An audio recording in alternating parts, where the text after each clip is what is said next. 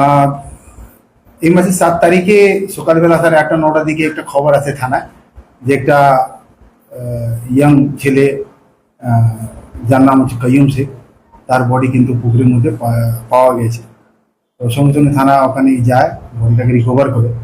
সেদিনই PM UD হয়, PM হয়। তারপর কেসের তদন্ত করতে গিয়ে আমরা যে ডিসি ছিল তার মোবাইল নাম্বার সংগ্রহ করে ওখানে আমরা যখন সিডিআর নিই তখন ওখানে কিছু সাসপিসিয়াস নাম্বার আমাদের চোখে পড়ে। তা ওই সাসপিসিয়াস নাম্বারদের কালচার করে আর কিছু লোকাল উইটনেসকে এক্সামিন করে আমরা এই কেসে 4জন ইনভলভ একিউজকে পেয়েছি যারা এই কাজের সঙ্গে যুক্ত ছিল। তো এদের অ্যাকচুয়ালি 6 তারিখেই এরা প্ল্যান করে মার্ডার করার। তো সেটা একিউজ আমাদের সামনে কনফিউজ করেছে।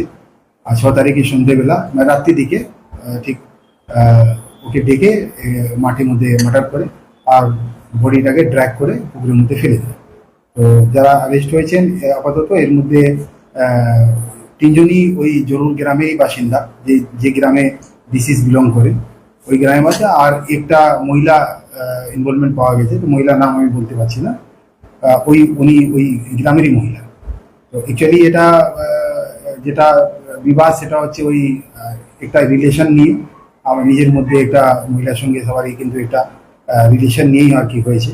যারা অ্যারেস্ট হয়েছেন তাদের মধ্যে ফার্স্ট অ্যাকিউজ হচ্ছেন মসিদুল শেখ এলাইস রাজা, দ্বিতীয় নাম হচ্ছে আব্দুল কাইম মোল্লা এলাইস রিপন, আর থার্ড হচ্ছেন আশিম। আমরা ফুল মানে 14 দিনের পিসি প্রেয়ার দিয়েছিলাম, 7 দিন এলাও করেছে। এর সঙ্গে কি আরো কেউ জড়িত আছে বলে মনে করছি? ইনিমিটলি আমরা এদের ইনভলভমেন্ট পাচ্ছি অ্যাজ পার মানে ইনভেস্টিগেশন গোয়িং অন।